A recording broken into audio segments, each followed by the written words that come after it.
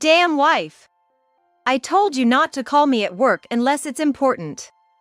On the other end of the phone, my husband yelled in annoyance, causing me to catch my breath for a moment. Right now, he's on an overnight business trip. He's busy with sales and has repeatedly told me how crucial this job is and to never disturb him. So, I wouldn't keep contacting him unless it was something important. To think that the first thing he said after I finally got through to him was this. I'm so angry I could boil over, being dismissed without even being heard, assuming it's nothing important. It is important. Actually, your mom. Shut up. If mom needed something, she'd contact me directly. If you're the one calling, it can't be that important, it's trivial. I'm hanging up now. This is why women are so. He deliberately interrupted me loudly and hung up the phone, still grumbling. Unknowingly, I exhaled deeply. Yet, my heart wouldn't settle down. I gripped my phone, took several deep breaths, and finally calmed down a bit. I stared at the email screen for a while, then slowly closed my eyes. I wonder if he's never heard of the phrase dead men tell no tales. The email from my brother-in-law unmistakably informed me of my mother-in-law's passing. My name is Regina. I'm a 32-year-old freelance web designer. I worked hard in my company during my 20s and finally went independent. Now, I work from home while living with my husband. My husband's name is Kenneth. We met through a client I was working for at the time. We got along well and eventually, without any issues, started dating and got married. Kenneth was gentle and calm during our dating period, but once we got married, his attitude became increasingly cold. Even when I tried to have a conversation, all he would say was, "I'm tired."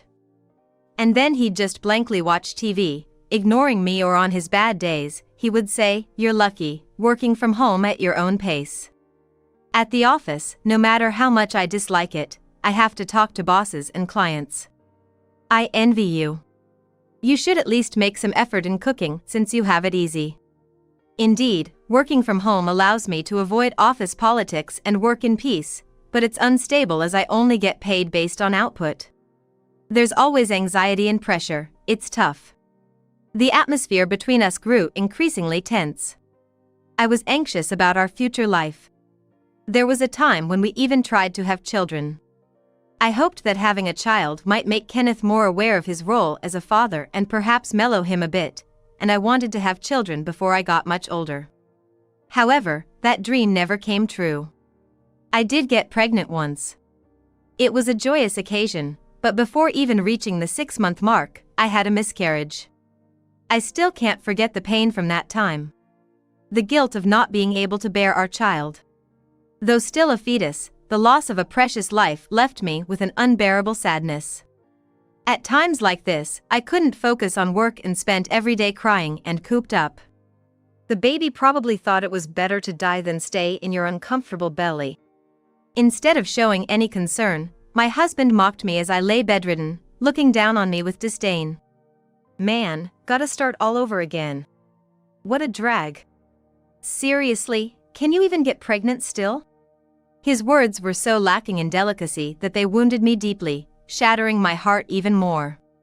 What saved me from rock bottom was my mother-in-law. Ever since we got married, I had a good relationship with her. She would come over to our house or exchange messages with me. We shared tips about recipes and cosmetics, maintaining a friendship-like relationship, albeit with some care. When she learned about my miscarriage, she grieved with me as if it were her own sorrow. When my husband blurted out in her presence, "What a defective product. Can't a woman even properly bear a child?" she exploded, grabbed him by the collar, and commanded, "Kenneth, what are you saying? Blaming your wife for a miscarriage is unbelievable. Regina did nothing wrong. Sometimes, it's just a whim of God." Not learning that, but only learning twisted character and how to speak nastily. I didn't raise you to be such a son. Seeing her defend me while my heart was being worn down by my husband's attitude somehow lifted my spirits. I felt deep gratitude and affection for the mother-in-law who stood up for me. When we were alone, she shared that she too had experienced a miscarriage before conceiving Kenneth. It had happened before she became pregnant with Kenneth. There was indeed a baby here, and I couldn't bear it. I was so sad and frustrated, I blamed myself. Back then, medicine wasn't as advanced, and the causes weren't clear. They even said it might be the mother's fault. I was harshly blamed by my mother-in-law. I really wanted to tell you it's not your fault. While holding my hands, her words pained me, and my heart felt tightly squeezed. I thought about ending it with the baby I couldn't bear, many times. Don't say that. I blurted out as she smiled gently. It's okay.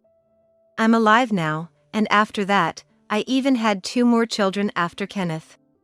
So, it'll be fine. You'll surely be able to bear your next child. But I know it's hard right now. You can vent to me. We can just chat to distract you. His dad's been gone for a few years, and I have all the time in the world, so call me anytime. Tears welled up in my eyes at her warm, loving words. Before I knew it, I was clinging to my mother-in-law, tears streaming down my face. Since then, my relationship with my mother-in-law deepened, perhaps stronger than even real family. However, my husband remained cold as ever, even as I recovered and resumed my normal work and household tasks, his indifferent attitude persisted. There were no more abusive words, but no pleasant conversations either. At home, his typical remarks were like commands to a servant, I'm tired. Isn't there any dinner, or after eating, I have an entertaining meeting the day after tomorrow, prepare some gifts, without bothering to clear the table. Otherwise, he mostly ignored me, treating me like I was just part of the background. I wondered if there was any point in continuing such a loveless marriage. On the other hand, I continued my relationship with my mother-in-law, exchanging messages and meeting a few times a month for tea or shopping. I was afraid to lose this relationship if I divorced Kenneth. Moreover, the money Kenneth brought home was diminishing. Despite supposedly earning well in sales, he only provided the bare minimum for living expenses. You earn too, so this should be enough to live on, right? He decided unilaterally without leaving room for discussion. Almost as if saying, I'm giving you money, so no complaints. There was no sudden lavish spending or signs of an affair. Like lipstick on his shirts or business cards from nightclubs. He just kept saying work was busier, with more demanding clients, increasing his business trips and time away from home. It was strange that he didn't suggest divorce despite treating me as if I were heir. As I adjusted to this frugal lifestyle over a few months and continued to work hard, my previous efforts began to be recognized, and more work came my way. Rates from longtime clients increased, and new projects kept coming through referrals. As my workload increased, my job began to take off. Naturally, my earnings increased, and if I kept up this pace, I might manage to save some money even with the minimal financial support from my husband. One day, though, something happened. What, another business trip? You just went last week. I was surprised when my husband, who had just been on a trip a few days ago, said he was leaving again for 3 days and 2 nights. It seemed excessively frequent. While business trips are common in sales, I hadn't heard anything about him changing departments since we got married. Such a sudden, significant change in his environment seemed unnatural. That's what I've been telling you. I have these annoying clients who summon me to the countryside. Unlike you, who just clicks around online, I earn my keep on my feet. He snapped at me, then threw an empty suitcase in front of me, signaling me to get ready. Why do I have to endure this? These thoughts crushed my heart as I silently looked down at the suitcase. Without showing any interest in me, my husband carelessly finished his dinner and shower and went to sleep. Even as I approached the bed, he snored loudly, showing no sign of waking. His phone was right in front of me. I could easily peek inside if I used his finger for the fingerprint authentication. But if I found definitive proof, it would certainly lead to divorce. I would have to explain it to my mother-in-law. If I divorced, I doubted we could continue our relationship as before. But maybe, if I confided in her, she might scold him, saying, it's my son's fault, and we could continue our relationship not as mother-in-law and daughter-in-law but just as friends. As I was about to use his finger to unlock his phone, the screen suddenly lit up. A message notification appeared, clearly from a woman, displaying her name. Looking forward to the weekend. Last week I went shopping, so this time, let's relax in the hotel and get cozy. Strangely, I felt no anger. Rather, I was almost happy that I had evidence to get a divorce from my husband. Seeing my chance as he slept deeply from drinking, I unlocked his phone and launched the messaging app. I quickly took a screenshot with my phone and scrolled slowly. I recorded a video of all their messages since the start of their affair. There were photos shot on the bed, and I struggled to steady my trembling hands. Then, I verified whether his overnight stays were for business or to meet this woman. It turned out not all were lies. Occasionally, he really was on business trips. Gathering evidence was eerily easy. As if he had no intention of hiding his affair, which made my head spin. Even the next morning, he seemed to notice nothing unusual. He sat down for breakfast as usual, complained about the seasoning, belittled my work, and grumbled about how hard his life was. As I watched his back while he left through the front door, my heart remained strangely calm. I wondered if I should look for a lawyer. Perhaps because I said nothing, my husband seemed in a slightly better mood. That weekend, he unusually left with just a "I'll be back," heading out on what was supposed to be a business trip but was actually an affair getaway. As I was tidying up the house and considering going shopping for dinner, I pondered my next steps. I received an unusual call on my phone. Kenneth has a brother and a sister. The call was from Kenneth's brother. My brother-in-law is married but lives with his parents to save money for a house. Hello. When I answered the phone, I heard his voice, sounding more subdued than when we last met. Regina, I'm sorry to call out of the blue, but my mother suddenly passed away. What? No. It must be some mistake. I cried out almost like a scream. Images of my mother-in-law, with whom I had spent so much time, flashed through my mind. Her smiling face when we had coffee together. Her serious expression when she was giving me advice. And her warm expression when she supported me during my miscarriage. The sudden news of her passing felt like a stab in the heart. It's true. She collapsed suddenly this morning, and we called an ambulance, but she was gone. I'm sorry, is Kenneth there? I can't seem to reach him. I hesitated for a moment. I was tempted to spill everything to my brother-in-law right then, but it wasn't the right time. Now was not the moment to tell him. I'm sorry, he's not here. He's on a business trip. I think it's tough for you too. Shall I handle it? Okay, could you please do that? Honestly, I'm overwhelmed with everything that needs to be done. After offering my condolences again and telling him I'd help if needed, I ended the call. Then I immediately tried to contact Kenneth. My heart ached with the pain of losing the mother-in-law I was close to, and I fretted over my husband not answering the phone. After ringing more than 10 times, Kenneth finally picked up, sounding clearly annoyed. Hello. I'm glad you finally answered. Actually, your mom. As I tried to speak, Kenneth cut me off. Huh? What about Mom? Didn't I tell you I'm on a business trip?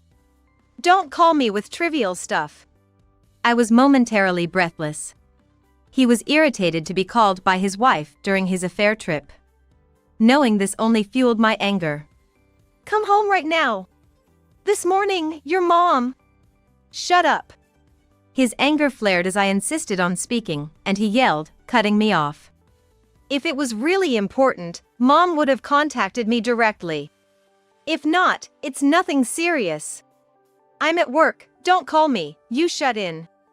With that, Kenneth ranted in a harsh tone and hung up unilaterally. I stood shocked and trembling, holding my phone, confused. He wouldn't even listen. It was about his mother. I tried calling several more times, but either the phone was off or out of service. I felt hopeless. I took a deep breath. If you really don't want to talk to me that much, then I'll just stop calling. It was his own words after all, he shouldn't have any complaints about it later. Then I left a note on the dining room table that simply read, "I'm going to your parents' house," quickly packed my bags, and left the house. By the time I arrived at my in-laws, it was already evening. In the midst of the chaos, Kenneth's brother and sister greeted me. On the living room table, there was a to-do list left for the family, with papers scattered everywhere. "I'm sorry. There's still so much to do. I haven't managed to get everything organized. No, I'm sorry for coming alone at such a time."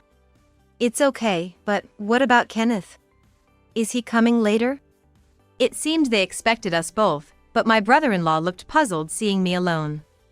My sister-in-law also seemed surprised, peering outside to see if Kenneth's car was there, which made me feel guilty. I steeled myself and relayed the conversation I had with Kenneth a few hours earlier.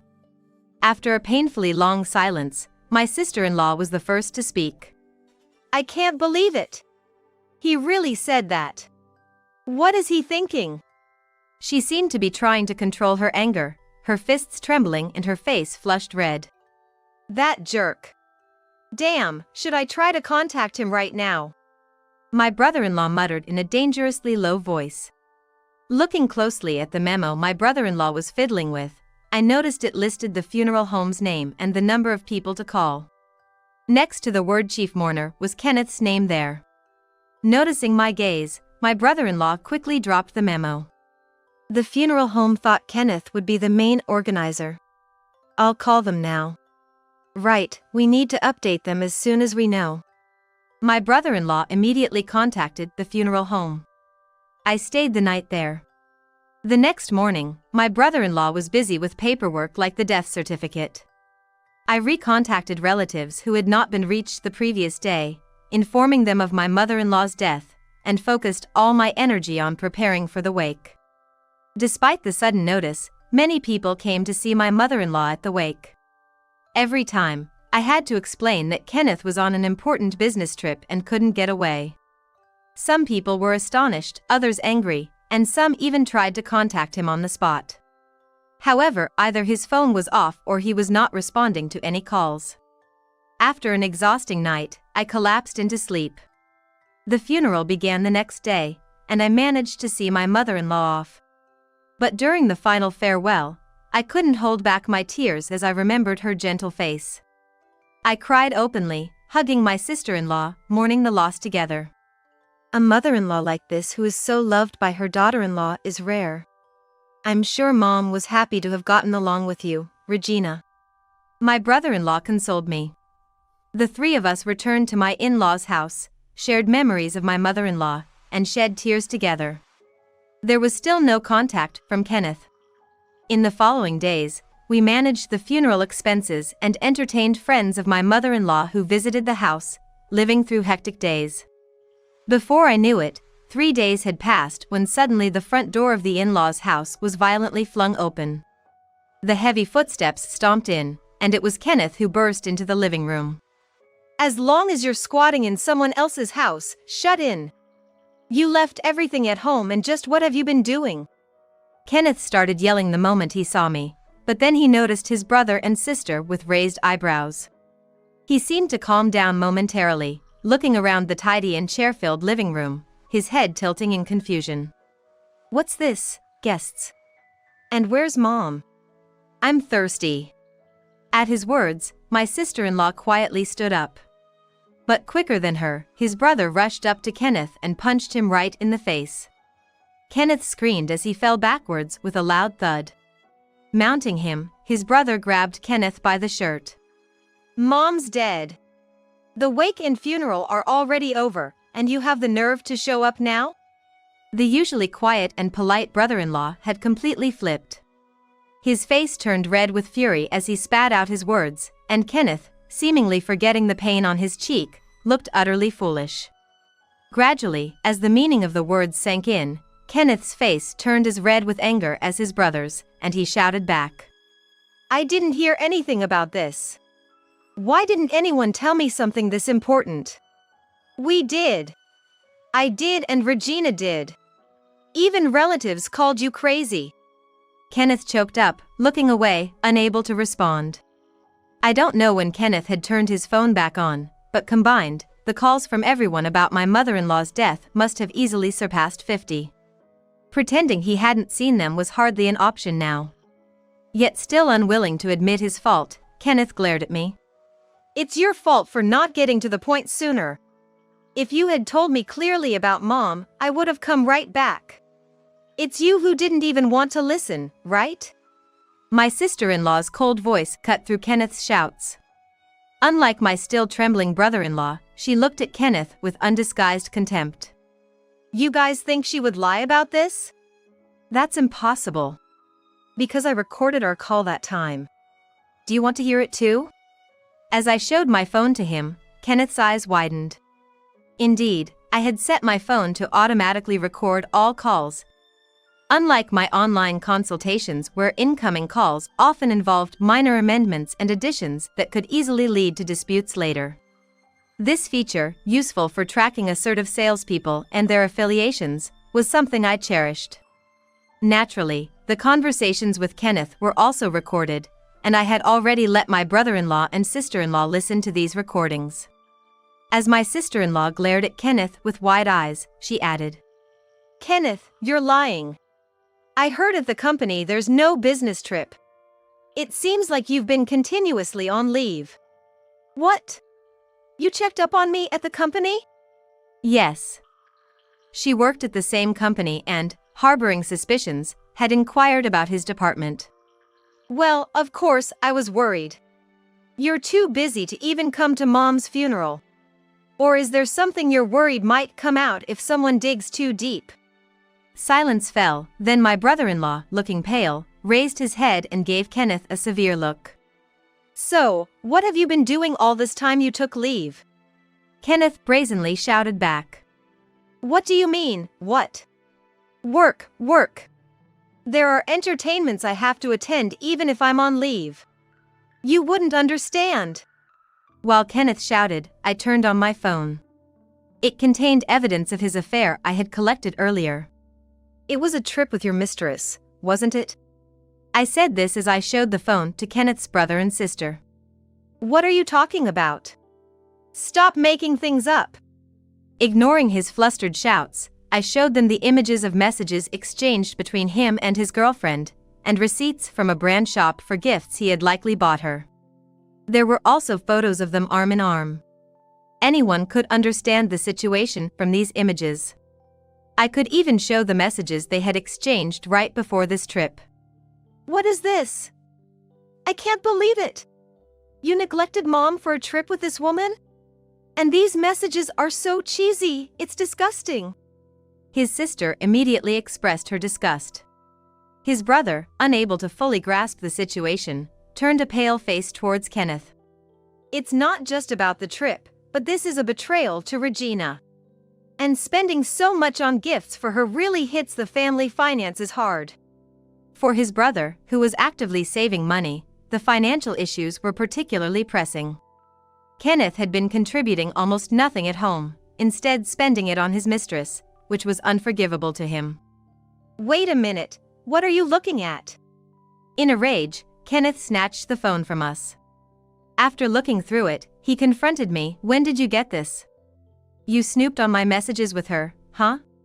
After Kenneth's brother managed to restrain Kenneth from roughly grabbing my clothes, Kenneth, in a fit of irritation, violently threw my phone onto the floor. The loud crash painfully echoed in the tense room. I didn't want to do this. But you were obviously suspicious. Constantly away on business trips and barely coming home. Hardly putting any money into the house. All you ever have for me are words without a shred of compassion. I just knew something was up. I retorted fiercely as I picked up my phone. Then I happened to see messages from her. More evidence just came out easily from the bedroom. You're terrible at hiding it. I was astounded, being on the receiving end of the affair. At that, Kenneth lost it. Shut up. Having a wife and a home, doing well at work and earning money, women just flock to you. In the world of men, that's also a mark of reputation. Or would you rather have a husband who can't get anywhere, huh? I looked down, not out of hurt. but because I couldn't help but laugh at his ridiculous justification. I managed to compose myself, took a deep breath, and delivered my final words to him. You only get to talk like that when you've actually taken care of your family. You have no right to speak of responsibility. Don't ever come back to our house again. Eventually, soon after, Kenneth was cut ties by both his brother and sister. Mishandling his marriage and indulging in an affair without remorse, and showing no compassion towards his deceased mother was enough reason for them to sever ties. I cleared out all of Kenneth's belongings from our home and started enjoying my life alone. And of course, I took proper steps regarding the divorce by consulting with a lawyer. Turns out, the mistress was a woman from a company he did business with, and after his sister identified her from the evidence photos, it was quickly confirmed. Utterly disgusting. This woman is no better. We need to think about who we associate with, his sister said while sharing the mistress's information she found on social media with me. Once the divorce process started, my phone started blowing up with frantic messages from him. Come on, give me a break. After being kicked out by my own family, I had to rent a cheap place, but I can't live like this. Kenneth complained, showing no understanding of his own misdeeds, which left me dumbfounded. I immediately blocked his number. A few days later, he started showing up at my house directly. When I opened the door, there stood Kenneth, noticeably more disheveled than before. What are you doing here? I told you never to come back, I said, pushing him away. He smirked unpleasantly and replied, all right, I won't come in, but at least sort out the money thing. The alimony is too high, and I barely have enough to get by. I can't even afford a new suit. This is a big problem for a top salesman like me. Come on, can't you let it slide? He was shamelessly begging for money. You should get supported by the girlfriend you went on trips with. Biting his lip in frustration, Kenneth frowned. She dumped me. She got furious when she found out what happened, and it led to a breakup. So, Kenneth, once a money source for his girlfriend, had turned into a financial burden, and she dumped him.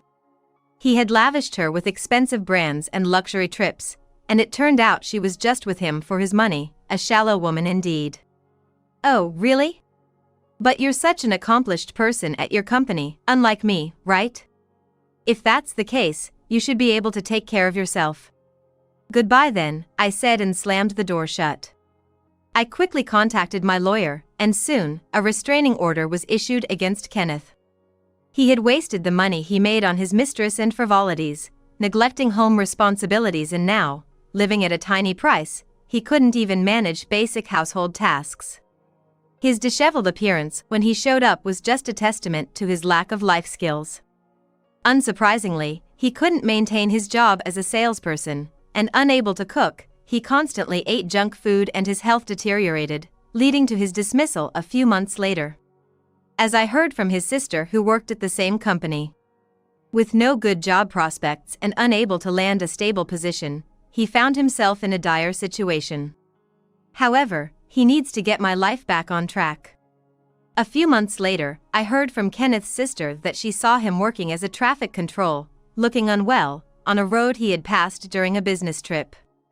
After all his condescending and selfish behavior, it seems Kenneth ended up continuing with a job that allowed him no freedom. The mistress's parents were furious about her having an affair with a married man and indulging in luxuries. All the shopping and travel she had enjoyed are now forbidden, and under her parents' strict supervision, she has to go to work. She is forced to live a suffocating life with no freedom in her job or personal life, carrying daily stress as she works. After that, I used my savings to move to a new condo quickly. The current condo also had memories of living with Kenneth, and just being there brought back unpleasant memories. I wanted to leave that place as soon as possible. My workload has continued to increase, and I have been able to build a good track record while gaining trust from several clients. I'm living a fulfilling single life, focused on my work. With a fresh start, I began a new life. A few months later, I started dating a man I met at a cafe in my new town. He works in corporate planning at a major company and has shown great interest and respect for my job as a web designer. I was attracted to his calm, logical, and composed nature. I'm sure he would never blatantly cheat or brazenly betray his family. Years later, I married him, and we were also blessed with children. This time, no complications arose, and the baby in my belly is growing healthily. My new husband has been very caring during my pregnancy, which has greatly helped. Now, we are both eagerly awaiting the birth of our child as we continue working and preparing. A kind husband and another family member who will soon be born. A peaceful and loving home awaits me.